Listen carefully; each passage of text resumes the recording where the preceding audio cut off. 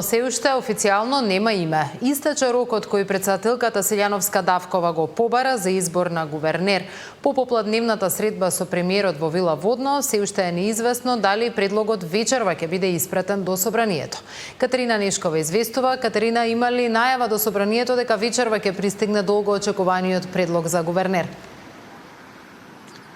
Така е, Цаци, дека во собраниската зграда ќе треба Силјановска да го достави предлогот за нов гувернер, но тоа се уште не е случено. Според информациите тука и од собранието, но и од кабинетот на Силјановска, нема најава од незиниот кабинет некои од службите задолжени за архивирање на вакви предлози кои што стигнуваат од други институции да останат и по работното време, што значи дека големи се шансите тоа да биде сторено во текот на утрешниот ден. Но ова не значи дека ќе биде сепак и конечна ситуација, имајќи предвид дека во секој момент, согласно деловникот за работа на собранието, ќе може да се повика човек доколку стигне таквиот предлог, што и можно е да се случи, имајќи предвид последните неофицијални информации до кои дојдовме, а тоа е дека сепак по попладневните консултации помеѓу премиерот Мицкоски и претседателката Силјановска сепак е дојдено до заедничко или конкретно решение како единствен предлог кој што треба да стигне во парламентот пред народните избраници. Информациите говорат дека името е веќе познато и треба да се бара помеѓу двајцата поранешни министри за финансии. Во оваа насока беше и предпладневната изјава на шефицата на државата, имајќи предвид дека таа говореше дека нема пречка политичка фигура или фигура која што доаѓа од одредена конкретна политичка партија да ја извршува ваквата функција, имајќи предвид дека законот не дава ограничување во однос на поранешно партиско искуство на гувернерот. Во продолжение изјавата на Силјановска. Законот не дозволува додека сте на функција, така вели членот, додека сте на функција, да знаете дека функцијата е инкомпатибилна со партиско членство. Така вели. Не вели дека ако сте биле некогаш, ние сме имале извонреден гувернер Петар Гошев, кој што бил председател на партија. Значи немало проблем.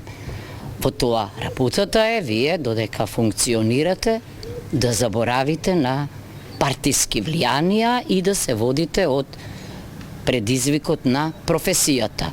Кандидатите за кои се наоѓаа во јавноста се сите, ако гледаме ние во поглед на експертското знаење, квалификувани.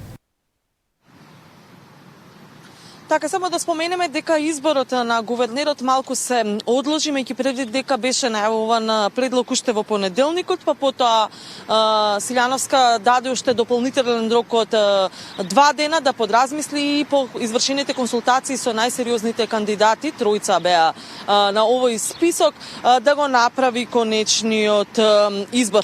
Прилично таинствен околу изборот беше и премиерот Мицкоски, тој дури и денеска не сакаше да открие кој му е фаворит или на кого би ја дале поддршката.